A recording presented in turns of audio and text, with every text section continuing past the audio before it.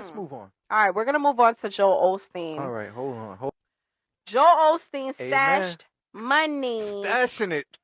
Was found in the church behind a wall, and the plumber had to find it. And mind you, not just any money, $600,000. Was it $600,000? $600,000. Oh man! So back in hold on. Let me fix my mic. Hold on. Do you do that? So back in 2014, Joel Olsteen, the Lakewood Church, they put out a claim that there was $600,000 stolen from the church. Right? It was $200,000 in cash and $400,000 in checks. Right? All right. Cool. Now that happened, there was a claim put out. You know, it's never found the money. It's been It's been what, 6-7 years? It's been about. Right. Okay. So now they call a plumber. They're having toilet issues or whatever the hell's going on. Hold on. Time out. Let's pause right there. What? It's toilet issues. Let's talk about bombing. It can happen. Hold on. Exactly. Let's talk about that dude that every Sunday goes up in there and bombs the church bathroom. No. You dumb. Because that's but the wait dude a minute. We talking about the Joel Osteen Church in Houston. This is not the culture. This is not the Baptist church down the street on Fordham Road. That one dude, like right either before lunch you stupid. or right after lunch, because he either taking out the breakfast or taking out the lunch. Oh, my Lord. Listen, we don't do that in the Catholic Church, okay? Mr. Brown? Not Mr. Brown. Mr. Brown? Come on now, church. Listen, they called the plumber, and the plumber found $600,000 in envelopes, or rather, between the cash and the envelope, the cash and the checks. He found it all in envelopes behind a wall. That was offering.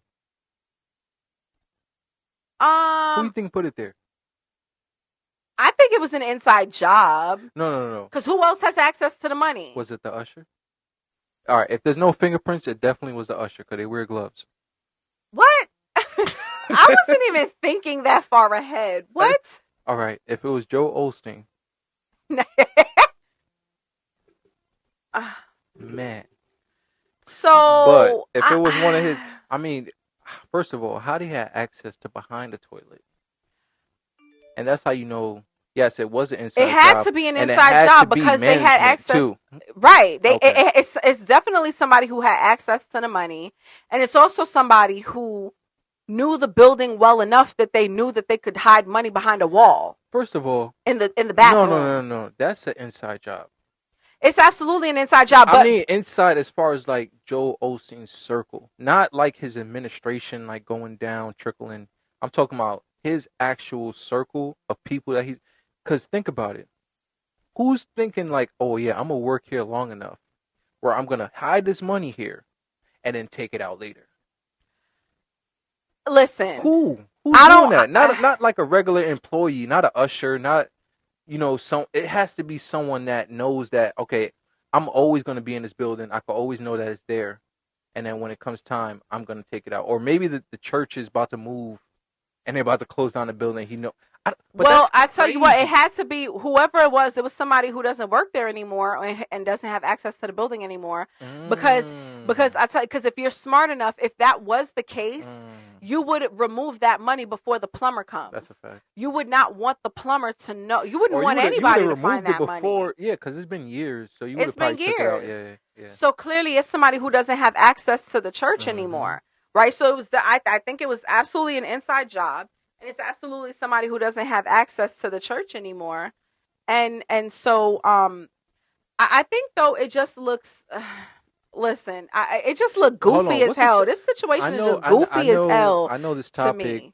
All right, so aside from the Joe Olsteen, what is the actual question? The actual question is the mega church too big for everyday churchgoers? Can we talk about that?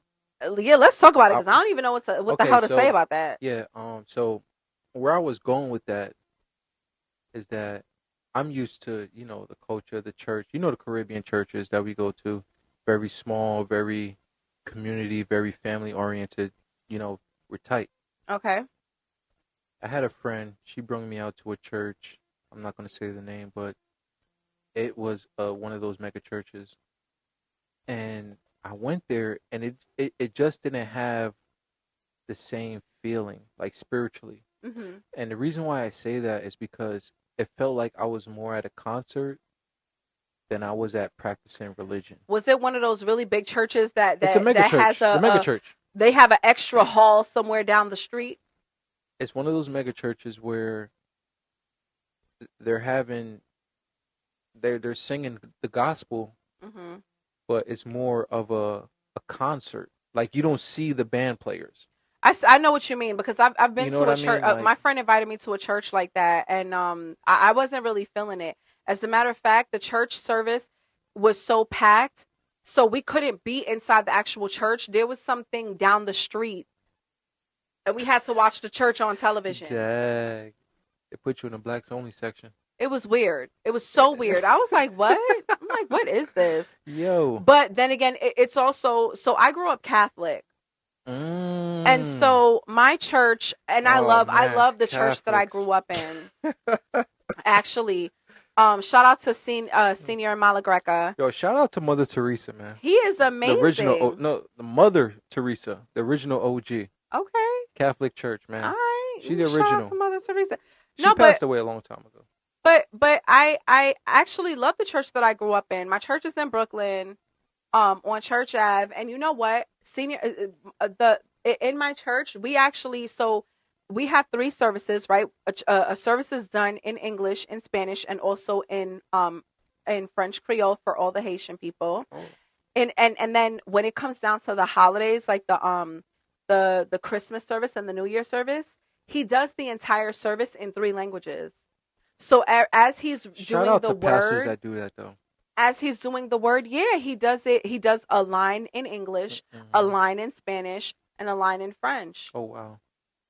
That church service takes forever. My pastor did the same thing, but he would have like the English service at like 8:00. Yeah. And then the Hispanic service at like 11. Yes, yeah, and then right. and but then never all the 3 at the Haitian same mass. time. That takes masses. commitment. Yeah, but he only does that around the holiday, like specifically for the New Year service. Okay. And I think he does it too for the Christmas service. Okay. But yeah, no, it's dope, and I've always loved my church. Like the church community, as far as I know it, it's huge, right? So we have the entire church. We have the seats that are on top, and then if you can't fit, in the pews that are below or on top, you just stand in the back, right?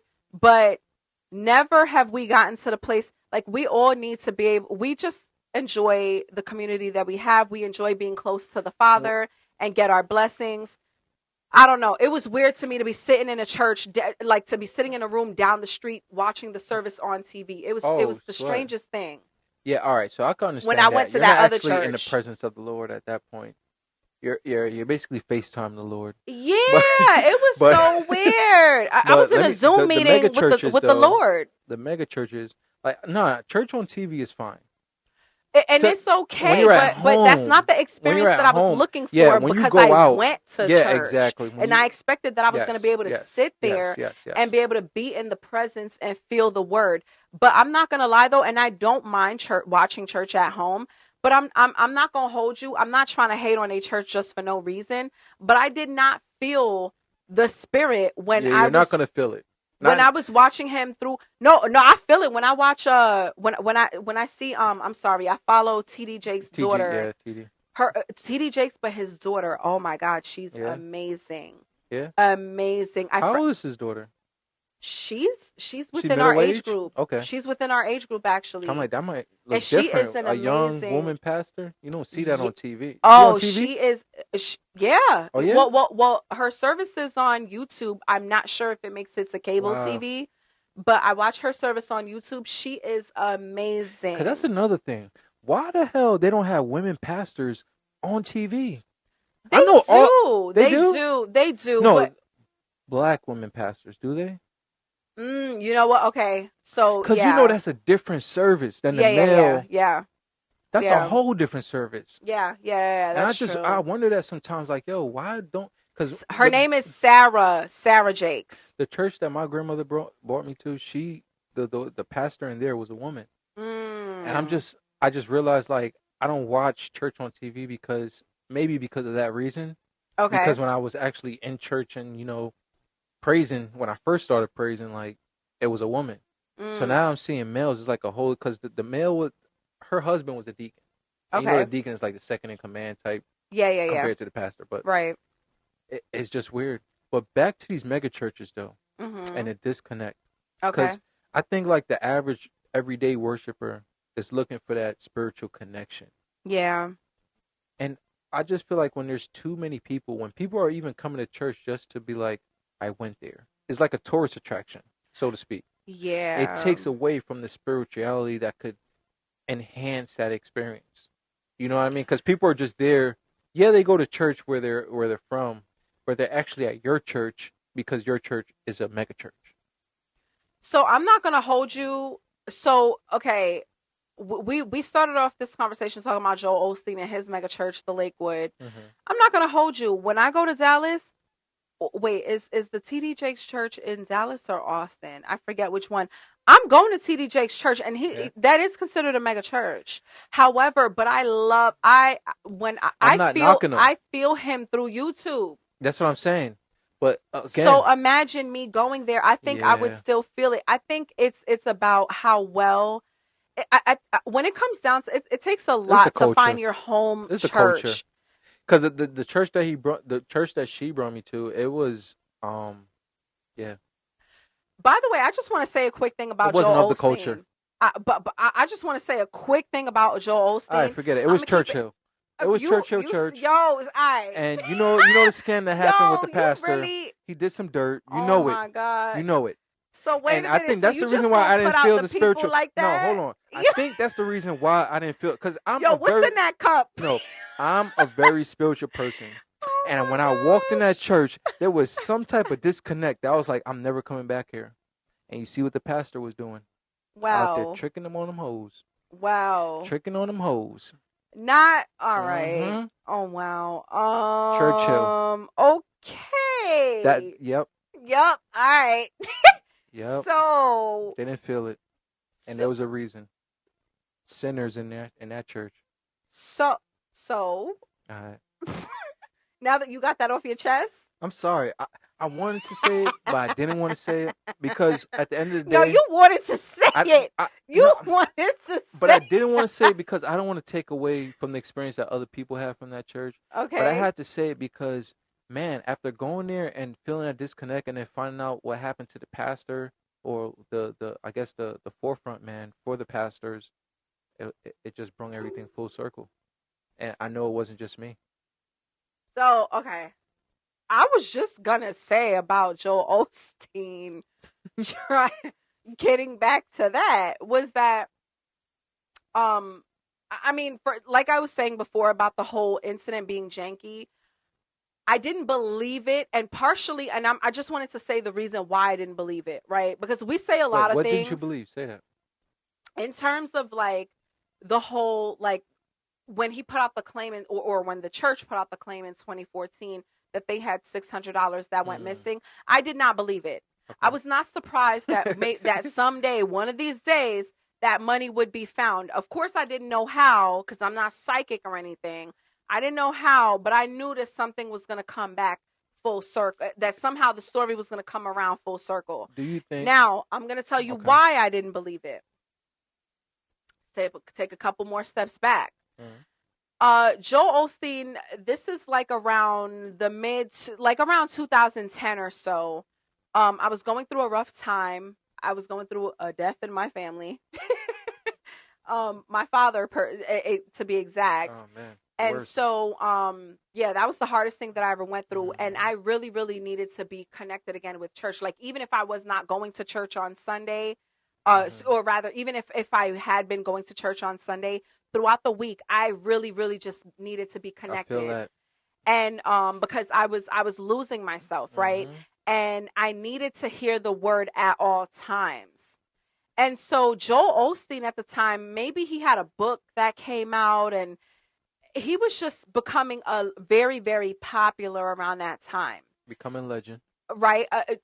Or at least amongst our culture, he had been, he was becoming really, really popular. Mm-hmm. And so I tried to listen to a sermon or to one of the services, and this man is Wait, talking where'd you about listen to how it? You listen to it on maybe TV, maybe person? it was on my laptop or something. Okay.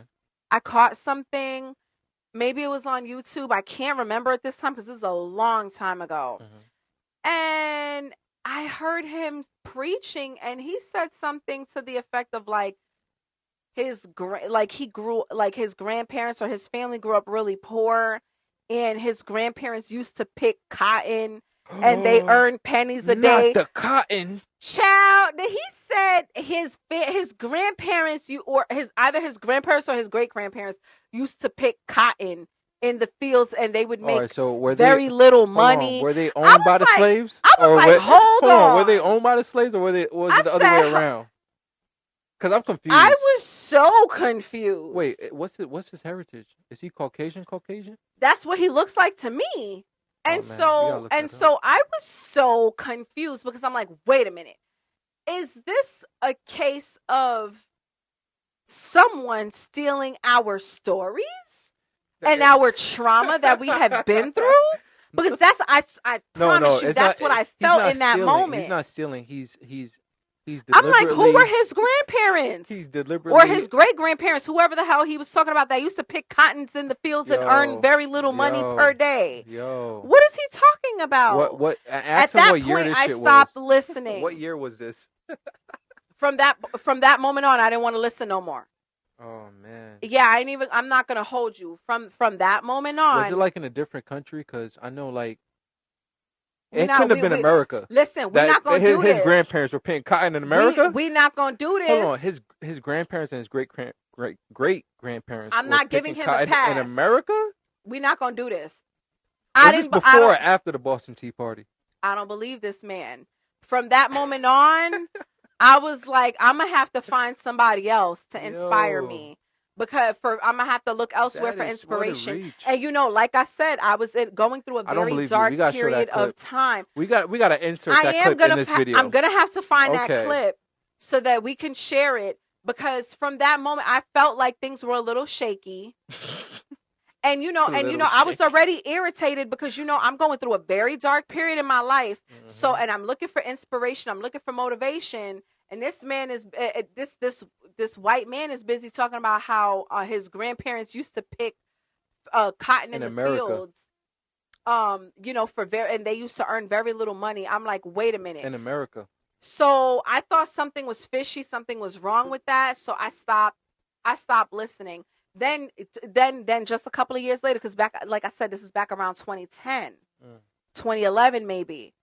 Now a couple of years later, 2014, they go and put out because I remember Joel Olsteen Church came on TV. Women don't forget. I don't forget.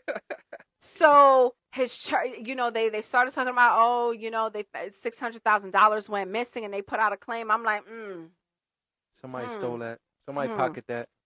Somebody got a new Ferrari. I something about it was goofy to me, so I was just like, But anyway, yeah. Never happened at TD Jake's church. Tell you that much. Well. Listen, I don't want to look. Nah, forget that. Wow. Let's talk about how these churches need to be taxed, man. Church. So about that, do you think church should be taxed? There's poor people out here being taxed, and church take from poor people. So shouldn't they be taxed? The mega churches take from everybody.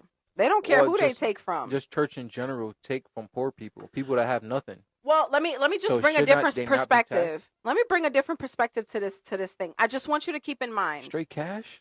I just want you to keep in mind that the church. So the church where I buried my father, right here, right in Bridgeport, Connecticut. That church actually, it was a Catholic church, by the way. That church did close down. Churches do need money, and they are providing a service. And by the way, churches, I also want to say that churches do give back. Well, I can only speak on Catholic churches because that's the denomination that I'm from, but and that's also what I know of. So I can't speak about all churches, but they do provide a service, and they do give a lot back to the community.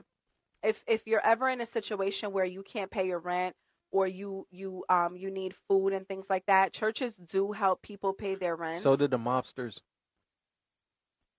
For those very same reasons. Um. But go ahead. Yeah. So, churches do provide a service, and they do the Catholic churches, from what I know of, they do give back to the community. They have such a thing called canteens. They have little programs and things like that where they do help members of their community and even members outside of the community as Listen, well. so did the mobsters. If you don't, everything. we're not talking about the But I'm just saying, mafia right now. We're talking about the church. Even the mobsters went to But jail for tax so do evasion. The mobsters For tax evasion. taxes? That's what I'm saying. So they don't pay taxes, right? No, because they went to jail for tax evasion, right? No, the mobsters had the to hell launder are you telling me their right money now? to. But I'm saying, even the mobsters did the same thing, and they were taxed. Why isn't the church being taxed? So are we trying to compare gang members to the church right now? Is that what we're doing? No, but you're saying because of these benefits, they should be excluded from taxes. I did not say that they should be excluded from the benefits. I just wanted to mention we know what we know what the church do. No, we don't, because we cannot assume that everybody has the same information. All right. So I'm just making a point that what type of services that the church provides to the community, and because I believe those are the reasons why the church does not get taxed, because of the service that they provide the services that they provide to the community. However, and I think it goes deeper than that anyway. But listen, we've used from the culture. We're not getting into all of that right now. The point is that they do not get taxed at this time. You see this emoji over my face? Yo. Do you see this emoji over my face? You're gonna see it. Which one is this? You're gonna see it. Okay. Well, all right. So you believe that the churches should be taxed? Why? Because everyone else is. Okay.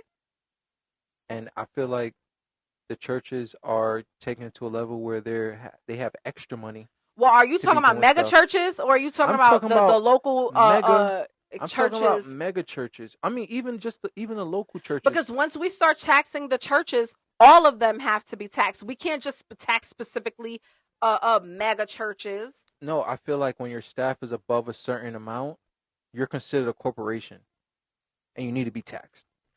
Well, I think that it gets really tricky there, and I think that I think Listen, that man, it gets too tricky. They taxing everybody else. I mean, look at all these people that have like student debt and all that shit, right? Mm. They got to pay back their student debt. They got to do all this shit. They got to. Unless you qualify under one of the reasons why you shouldn't pay back your student loan debt. Yes. I encourage you to fill out that application or look up the information, because you never know. Yes. And all these people want to be, all right, so the student debt, they're trying to erase it or whatever. But they're saying that the budget is going to fuck up the deficit, blah, blah, blah, blah. Think about over all the years that went by that churches, even the development of mega churches, all that tax money, even from billionaires, all that tax money. And no one is being taxed but poor people. Even the billionaires and millionaires aren't being taxed. But we can't put this all but we on should just churches. No, because I feel like churches should just be non-profit. But they're not. Aren't they non-profit? No. How are they non-profit? They're not paying taxes. And they're not funded by the government. No, listen. That's what I'm saying. They need to pay their taxes, man. Everyone does. Anyone that earns a living, pay taxes. Period.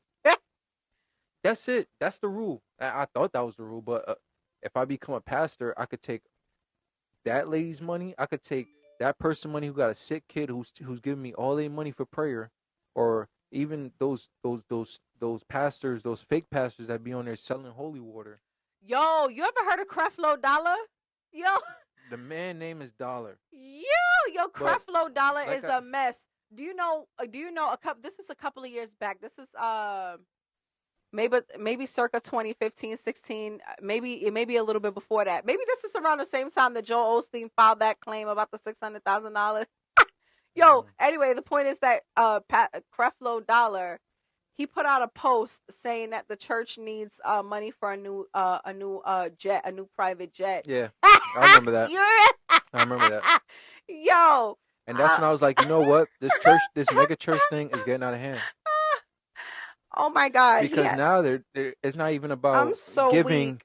and gifting, is about It was privilege so and what I it think was we a need, whole like so we could spread the word. thesis That was written out. that was his thing though, so he It could was spread the word. so well written too, and I think he had a commercial too, trying to Man, encourage people to donate we're talking about for the the age. church to have to get a new private jet. One more point. Because the jet is too old. I believe that's what it was. The jet is too old, and so it's not safe. It's not considered safe anymore because there's so much more new technology. One more point. One more point before we get off this subject. Okay. We're in the age of social media. Mm-hmm. You do not, and I repeat, you do not need a jet to go anywhere to spread the word. Yeah. We're in the age of social media. You don't need a jet to spread the word. That's just luxury. Because you're going to have to hire a pilot. You're going to have to buy fuel. Like, where is that money coming from? Offering? Yeah. That's sad. But he asked the people. And you know what? Some people are, Yo, do you know how much some jet people fuel agree is? You see the gas prices right now, right? it. Yo, gas prices is So imagine crazy how right much now. jet fuel is. Gas prices is So crazy right imagine now. jet fuel right now.